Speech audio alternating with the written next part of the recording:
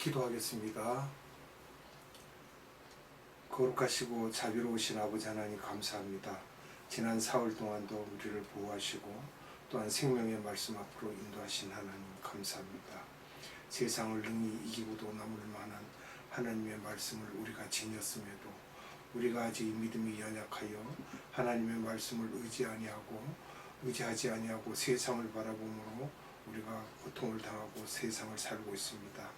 아버지 하나님의 말씀만 우리가 의지할 수 있게 하시고 오직 십자가만 바라보는 그러한 생활을 살 수 있도록 우리에게 힘을 주시고 능력을 베푸사 하나님께로만 우리의 눈길을 돌릴 수 있도록 은혜 베풀어 주시옵소서. 오늘도 생명의 말씀을 우리에게 내리사 그 말씀으로 우리 영혼이 살찌는 복되고 귀한 시간이 되도록 역사하여 주시길 원하옵고 감사드리며 예수님의 이름으로 기도하옵나이다. 아멘. 오늘은 성서적 종말의 징조들에 대해서 또 말씀을 함께 나누도록 하겠습니다.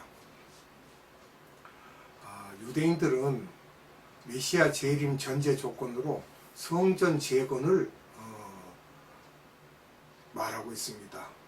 그래서 헤롯 성전이 무너진 후 서쪽 성전뜰에 남겨진 벽이 있는데 통곡의 벽이라고 하죠.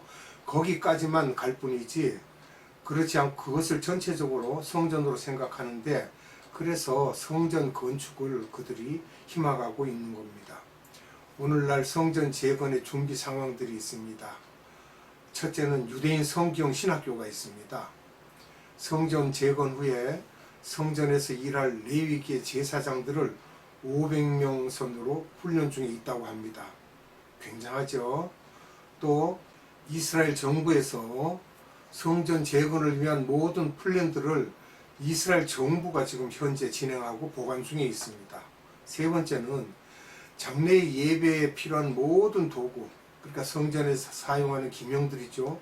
준비 완료되었다고 합니다. 네 번째는 법궤가 준비되지 않았는데 지금 열심히 찾고 있다고 합니다. 열심히. 그래서 제1성전에는 법궤가 있었습니다. BC 959년에 솔로몬 성전에는 법궤가 있었는데 제2성전, 즉 스룹바벨 성전이라고 하죠. BC 586년에 스룹바벨 성전이 일어났는데 그때는 법궤가 없었다고 합니다. 헤롯 성전에도 없었다고 하고요. 그럼 이 법궤가 어디에 있는가에 두 가지 학설이 있습니다. 성전산 밑에 있다는 그러한 이야기가 있어요. 성전산 아래 깊은 동굴에 그 팔레스타인들이 점령했을 때 거기에 숨기지 않았나 그렇게 생각하고 있고, 두 번째는 에티오피아에 있을 것이다 라는 또 학설이 있습니다. 솔로몬 왕 때 시바 여왕과 동치무 낳은 아들 말리크가 18살까지 예루살렘에 살다가 에티오피아로 가면서 예루살렘에서 유대인 제사법을 알고 있던 말리크가 법궤를 가져갔을 것이라는 그러한 학설이 있습니다. 지금도 유대인 제사법을 따르는 사람들이 있는데 이들은 팔라사라는 지역에 있고 이들을 에티오피아주라고 합니다. 지금도 팔라사 성전 본당 지하에 있을 것으로 보지만 경계가 심해서 확인하지 못하는 상황입니다. 그리고 과연 법궤가 꼭 필요한가? 이제 거기에 대한 말씀을, 이 법궤는 찾을 필요도 기다릴 필요도 사실은 없습니다. 이 법궤나 성전이나 모든 것이 누구를 지칭하는 것입니까? 예수님이에요. 그러면 우리가 제3성전을 짓게 되면 그 다음에 이제 들림받는 기간이 오지요. 7년 환란 기간에. 그리고 환란이 지나면 재림을 합니다. 그리고는 주님이 재림하시면 천년왕국이 이어져요. 천년왕국이 끝나면 심판에 들어갑니다. 심판에 들어가면 이제 지옥으로 갈 자들은 지옥으로 가고, 또 새하늘 새 땅 새 예루살렘 성전 안에 성전이 없다고 하셨으니까 그리로 갈 사람들은 그리로 갑니다. 즉 우리가 말하는 천국으로 가는 거예요. 그런데 거기에도 성전이 없습니다. 계시록 21장 22절에 주 하나님 어린 양이 성전이시라고 되어 있습니다. 누가복음 21장 24절 봅니다. 저희가 칼날에 죽임을 당하되 모든 이방에 사로잡혀 가겠고 예루살렘은 이방인의 때가 차기까지 이방인들에게 밟히리라. 아멘. 이방인의 때가 찰 때까지 예루살렘은 이방인에게 밟힌다고 되어 있습니다. 이방인의 때가 언제예요? AD 70년부터 이방인 추수가 시작되었습니다. 그때서부터 시작입니다. 그리고 언제까지인지는 우리가 정확히 기간을 잡을 수가 없어요. 에스겔서 37장 1절로 6절에 이르는 말씀을 보도록 하겠습니다. 여호와께서 권능으로 내게 임하시고 그 신으로 나를 데리고 가서 골짜기 가운데 두셨는데 거기 뼈가 가득하더라. 나를 그 뼈 사방으로 지나게 하시기로 본즉 그 골짜기 지면에 뼈가 심이 많고 아주 말랐더라. 그가 내게 이르시되 인자야 이 뼈들이 능히 살겠느냐 하시기로 내가 대답하되 주 여호와여 주께서 아시나이다. 또 내게 이르시되 너는 이 모든 뼈에게 대언하여 이르기를 너희 마른 뼈들아 여호와의 말씀을 들을지어다. 주 여호와께서 이 뼈들에게 말씀하시기를 내가 생기로 너희에게 들어가게 하리니 너희가 살리라. 너희 위에 힘줄을 두고 살을 입히고 가죽으로 덮고 너희 속에 생기를 두리니 너희가 살리라. 또 나를 여호와인 줄 알리라 하셨다 하라. 아멘. 여기 마른 뼈는 이스라엘을 말하죠. 마른 뼈 같다. 영적으로 왜냐 예수님을 모르기 때문에 마지막 때 예수님이 여호와임을 알기 시작할 것입니다. 이미 마른 뼈가 일어나기 시작하였습니다. 어디에서부터요? 나가 있던 메시아닉 주들 때문에 예수 그리스도를 받아들이고 있는 중이에요. 에스겔서 38장 1절로 6절입니다. 여호와의 말씀이 내게 임하여 가라사대 인자야 너는 마곡 땅에 있는 곧 로스와 메섹과 두발 왕에게로 얼굴을 향하고 그를 쳐서 예언하여 이르기를 주 여호와여 말씀에 로스와 메섹과 두발 왕 고가 내가 너를 대적하여 너를 돌이켜 갈고리로 내 아가리를 꿰고 너와 말과 기병 곧 내 온 군대를 끌어내되 완전한 갑옷을 입고 큰 방패와 작은 방패를 가지며 칼을 잡은 큰 무리와 그들과 함께 한 바 방패와 투구를 갖춘 바사와 구스와 붓과 고멜과 모든 떼와 극한 북방의 도갈마 족속과 그 모든 때 곧 많은 백성의 무리를 너와 함께 끌어내리라. 아멘. 이 곡을 말하고 있는데 하나님께서 소련을 통해 마지막 추수하실 것을 말씀하시며 소련을 마지막 때 특별히 사용할 것을 말씀하고 계십니다. 마지막 때까지 사용하시는 나라 즉 소련과 미국, 이스라엘과 아랍입니다. 또 마곡과 곡 그랬는데요. 여기에 보면 로스와 메섹과 두발 그랬는데 남소련 방향입니다. 소련과 연합했던 군대들이죠. 소비에트 연방 국가들이었죠. 여기에서 바사는 이란입니다. 페르시아를 말하고요. 소련 무기를 대략 확보하고 세계적으로 북한 다음으로 문제가 많습니다. 붓은 리비아입니다. 고멜은 슬로비아 민족이 사는 곳인데 동유럽 쪽이에요. 고멜은 극한 북방이라고 했는데요. 예루살렘에서 극한 북방 쪽, 즉 북쪽은 모스크바입니다.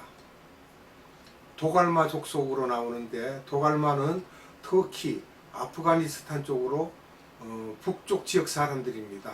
터키에. 이런 나라들 모두가 소련과 연합군이 되어 이스라엘을 공격하겠다는 이야기입니다. 즉 세계 복음화와 직결되어 있습니다. 이것은 하나님이 이제 마지막 때는 주관하실 거예요. 에스겔서 38장 15절로 16절입니다. 너가 내 고토 극한 북방에서 많은 백성 곧 다 말을 탄 큰 떼와 능한 군대와 함께 오되 구름이 땅에 덮임같이 내 백성 이스라엘을 치러 오리라.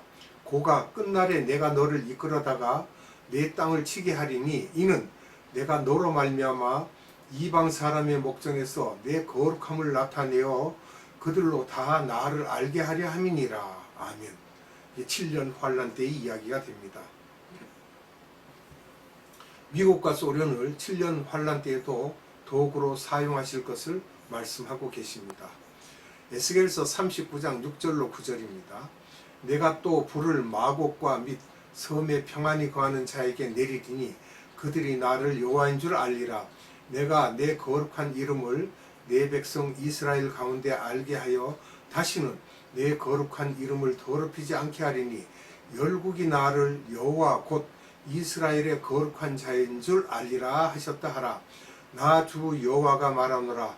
볼지어다 그 일이 이루리니 내가 말한 그날이 이 날이니라.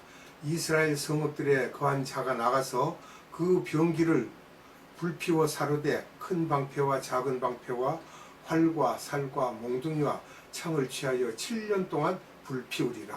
아멘. 그들이 그랬어요. 그들이 즉 소련을 말하고 있습니다. 마곡이요. 예수님이 여호와인 줄 알리라. 이제 확실하게 그때가 되면 예수님이 여호와인 줄 알게 된다는 거예요. 7년 동안 불피우리라 그랬어요. 7년 동안 환란이 일어날 것이라는 말씀을 하고 있습니다. 열국이 그랬는데 열국은 이방 나라지요. 예수님이 여호와인 것과 이스라엘의 거룩한 자임을 알게 된다는 것입니다.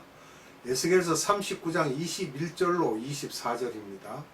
내가 내 영광을 열국 중에 나타내어 열국으로 나의 행한 심판과 내가 그 위에 나타낸 권능을 보게 하리니 그날 이후에 이스라엘 족속은 나를 여호와 자기들의 하나님인 줄 알겠고 열국은 이스라엘 족속이 그 죄악으로 인하여 사로잡혀 갔던 줄 알지라. 그들이 내게 범죄하였으므로 내 얼굴을 그들에게 가리우고 그들을 내 대적의 손에 붙여 다 칼에 엎드러지게 하였으되 내가 그들의 더러움과 그들의 범죄한 대로 행하여 그들에게 내 얼굴을 가리웠었느니라. 7년 환란 동안의 이야기입니다. 에스겔서 39장 25절로 29절의 말씀입니다. 그러므로 나 주 여호와가 말하노라. 내가 이제 내 거룩한 이름을 위하여 열심을 내어 야곱의 사로잡힌 자를 돌아오게 하며 이스라엘 온 족속에게 긍휼을 베풀지라. 그들이 그 땅에 평안히 거하고 두렵게 할 자가 없게 될 때에 부끄러움을 품고 내게 범한 죄를 뉘우치리니 곧 내가 그들을 만민 중에서 돌아오게 하고 적국 중에서 모아내어 열국 목전에서 그들로 인하여 나의 거룩함을 나타낼 때에라. 전에는 내가 그들로 사로잡혀 열국에 이르게 하였거니와 후에는 내가 그들을 모아 고토로 돌아오게 하고 그 한 사람도 이방에 남기지 아니하리니 그들이 나를 여호와 자기들의 하나님인 줄 알리라. 내가 다시는 내 얼굴을 그들에게 가려우지 아니하리니 이는 내가 내 신을 이스라엘 족속에게 쏟았음이니라. 나 주 여호와의 말이니라. 아멘. 이 내용은 천년왕국 이후의 이야기입니다. 에스겔서 40장 1절에서부터 쭉 천년왕국이 시작됩니다. 그리고 천년왕국이 끝난 후에 사단을 잠시 놓아준다고 말씀하셨습니다. 천년왕국과 천년왕국이 끝난 후에 어떻게 되는지 봅니다. 계시록 20장 1절로 3절을 봅니다. 또 내가 보매 천사가 무저갱 열쇠와 큰 쇠사슬을 그 손에 가지고 하늘로서 내려와서 용을 잡으니 곧 옛뱀이요 마귀요 사단이라. 잡아 1000년 동안 결벽하여 무저갱에 던져 잠그고 그 위에 인봉하여 1000년이 차도록 다시는 만국을 미혹하지 못하게 하였다가 그 후에는 반드시 잠깐 놓이리라. 아멘. 1000년이 이제 1000년 동안 감금하였다가 그것이 시기가 참으로 다시 놓이는데 그 후에는 잠깐 놓이겠다는 거예요. 그리고 20장 계시록 20장 7절로 10절을 봅니다. 1000년이 참에 사단이 그 옥에서 놓여 나와서 땅의 사방 백성 곧 곡과 마곡을 미혹하고 모아 싸움을 붙이리니 그 수가 바다 모래 같으리라. 저희가 지면에 널리 퍼져 성도들의 진과 사랑하시는 성을 두르매 하늘에서 불이 내려와 저희를 소멸하고 또 저희를 미혹하는 마귀가 불과 유황못에 던지오니 거기는 그 짐승과 거짓 선지자도 있어 세세토록 밤낮 괴로움을 받으리라. 아멘. 그러면 바울에게 말씀하신 평화협정에 대해서 우리가 말씀을 좀 살펴보겠습니다. 데살로니가 전서 5장 3절을 봅니다. 저희가 평안하다 안전하다 할 그때에 잉태된 여자에게 해산 고통이 이른과 같이 멸망이 호련히 저희에게 이르리니 결단코 피하지 못하리라. 아멘. 재난의 시작입니다. 절대 피할 길이 없다고 합니다. 그럼 평화조약이 어떻게 맺어지는지 봅니다. 애국과 평화조약이 이제 일어나는데 시내 반도를 1967년 6.1 전쟁 때 점령한 것을 그때 모세 다이안이 전쟁을 했죠. 그것을 애굽에게 반환한다는 거예요. 이것은 카터 대통령을 통해 1979년 3월에서 이 협약이 이루어집니다. 그리고 두 번째로는 이스라엘을 독립국가로 인정하게 됩니다. 그 다음은 이스라엘과 요르단 협약이 있는데 그 조약은 1994년 10월에 이루어집니다. 요르단, 즉 롯의 자녀죠. 모압, 암몬 족속 그들이죠. 요르단과 이스라엘이 협약을 한다는 거예요. 국경 설정을 하고 물 나누기를 하고 경찰을 서로 협력하게 하고 환경 이슈도 같이 그들이 감당하고 국경선 통과 방법을 이제 쉽게 한다는 거예요. 팔레스타인 문제 등도 그때 이야기를 했습니다. 요르단이 예루살렘을 점령하고 있었는데 이 문제들을 잘 해결하기로 이야기를 나눴습니다. 그 다음은 팔레스타인 협약이 있습니다. 하나님께서 가나안을 아브라함에게 주셨죠. 모두 주셨는데 창세기 5장에서 노아의 저주로 인하여 홍수가 났죠.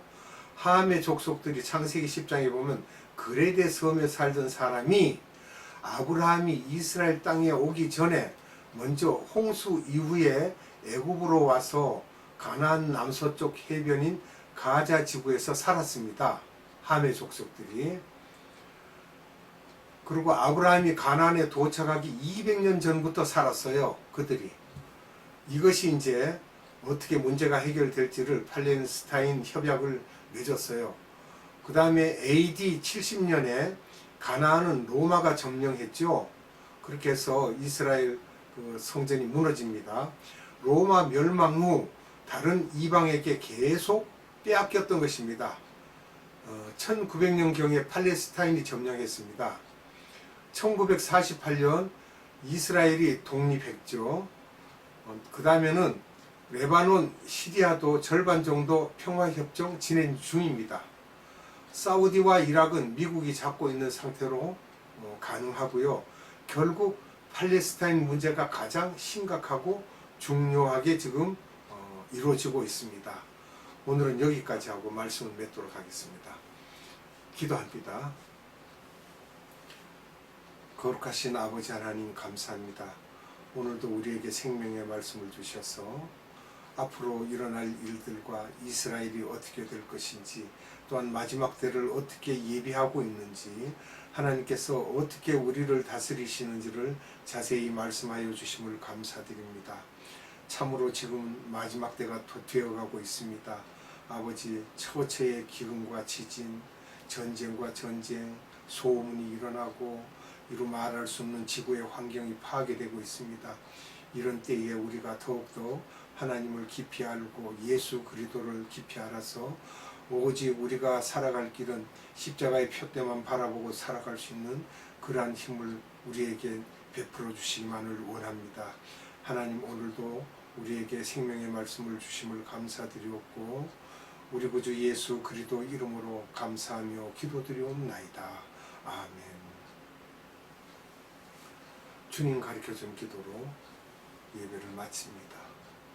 하늘에 계신 우리 아버지, 아버지의 이름을 거룩하게 하시며 아버지의 나라가 오게 하시며 아버지의 뜻이 하늘에서와 같이 땅에서도 이루어지게 하소서. 오늘 우리에게 일용할 양식을 주시고 우리가 우리에게 잘못한 사람을 용서하여 준 것 같이 우리 죄를 용서하여 주시고 우리를 시험에 빠지지 않게 하시고 악에서 구하소서. 나라와 권능과 영광이 영원히 아버지의 것입니다. 아멘.